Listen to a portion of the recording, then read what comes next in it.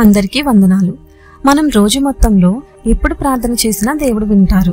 కానీ ఉదయకాల ప్రార్థనకు అంత విశిష్టత ఎందుకు?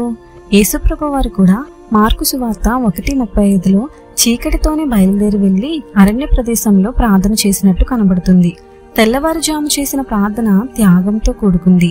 లోకమంతా మత్తుగా నిద్రపోతున్న సమయంలో మనం నిద్రాసక్తి విడిచి లేచి దేవుడి పాదాల దగ్గర గడపడం, ఆయన్ను స్తుతించడం దేవుని దృష్టికి చాలా విలువైనది. రోజులో మొదటి ప్రాధాన్యత దేవునికి ఇస్తున్నామంటే అది ఆయనకు నచ్చకుండా ఉంటుందా? అది మనకి ఆయన మీద ఉన్న ప్రేమ మరియు భక్తిని తెలియపరుస్తుంది. అలాగే ఎంతటి మొండి సమస్యలైనా సరే ఆ సమయంలో ప్రార్థన చేస్తే తప్పక విడుదల కలుగుతుంది.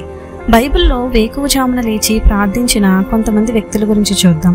అబ్రహాము ఆదికాండం 19:27, యాకోబు ఆదికాండం 28:18, మోషే నిర్గమకాండం 24:4, 34:4, యెహోషువ గ్రంథం 3:1, 6, 12, 8, 10, గిద్యోను న్యాయాధిపతులు 6:38, హన్నా మరియు ఎల్కానా 1 సమూయేలు 1:19, దావీదు కీర్తనలు 5:3, 143:8.